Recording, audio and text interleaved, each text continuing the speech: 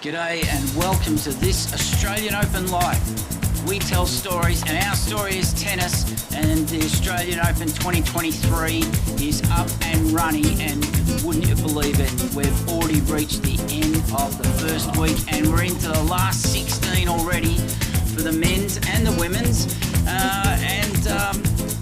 we'll be running through a little bit of a brief wrap-up of week one, heading into a preview of week two, and we're going to keep it nice and simple. We're just going to focus on a couple of key matches of week one, just some comments. We're not going to get too much into the stats in this particular episode. In the preview, we've picked out one key match to kick off week two, and we also want to just say g'day to the new subscribers who've joined us. Thank you, and hang around after this intro, and also we'll just give you a little bit of an outline about this particular episode. And if you're on the podcast, hope you're enjoying the listening, and thanks also for your patronage.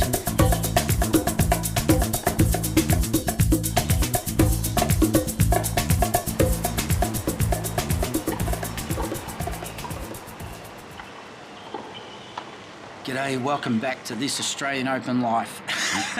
What a rant, what a rave. We tell stories and our story is tennis, and we just wanted to say again a shout out and a thank you to all our new subscribers since March 2022 last year. Yep, all 20 of you. Thank you for joining us, and while 20 might not sound like a big number, obviously in the early days of this platform and this channel, and for what we do with this content, we really appreciate people coming along for the ride. But don't just ride in the back seat with your headphones on. Have a bit of a say. Drop your comments and join the conversation. And I've got to say again, a big shout out to Carolyn B. Thank you for your input. Thank you for your feedback, because often the feedback that I get from all of you often generates things to talk about, and that's what we want to have. It's a conversation. It's not just about me getting up here ranting and raving and carrying on like a two-bob whatever.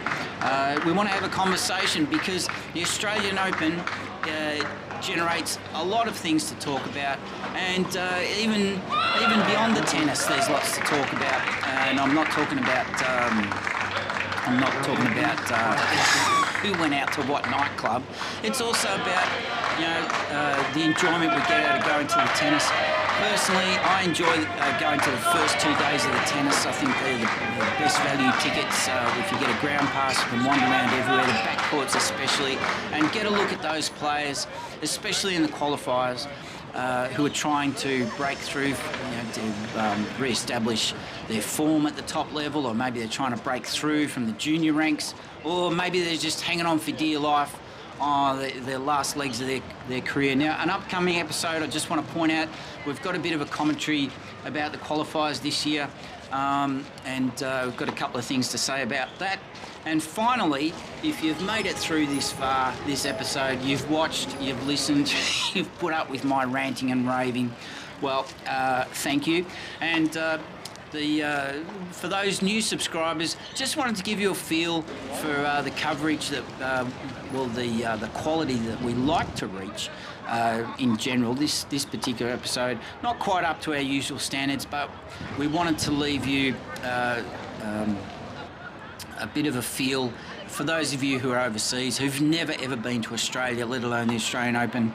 If you were to come and put your hard-earned cash into an airfare and buy one of those tickets to a ground pass, or to get into Rod Laver Arena or John Cain Arena, or just simply enjoy being at the Australian Open, hopefully the footage that you've seen in this episode gives you a feel for it, and also the style of the content that we put out.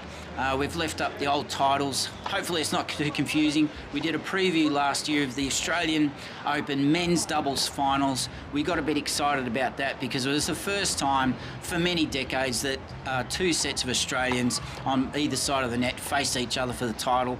And of course we had a lot to be excited about because it was our old mate Classy Thanasi Kokkinakis and the human headline box office Nick Kyrgios. They faced off against Max Purcell and Matt Ebden, and the special case came through and wrapped up that title.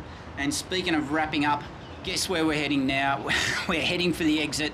Thanks for listening. Thanks for watching. We really enjoy having your company.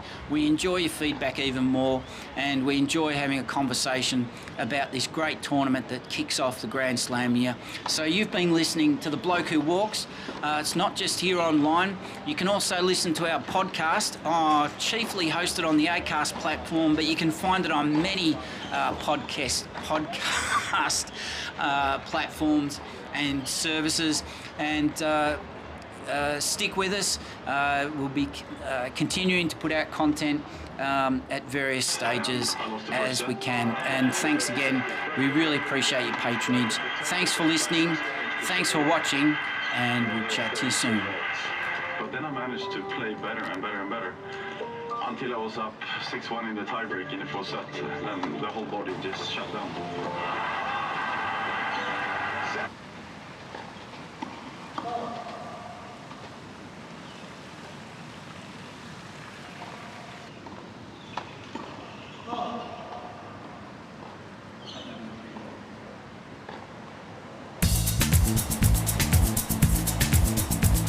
Hope you enjoyed that very rudimentary summary. I'm not going to pat myself on the back about the quality of this episode. It was really just about bringing together all those names of all those players and just letting you know that that's where things are at. Because we live in a digital age, but it's actually sometimes not that easy to find all this information. And the Christmas New Year's break, I mean, who wants to spend all their time looking at endless streams of apps and websites? So let us do all the hard work for you. That's what we're here for. And it's so very much appreciated that we're finding out that from most of the viewers, whether it's by comments or likes or subscriptions, that this Australian Open Life is hitting the mark for you. You've been listening to The Bloke Who Walks. This was our Wildcards episode of the Spotlight series. Have a great new year. Thanks for listening, and we'll chat to you very soon. Bye for now.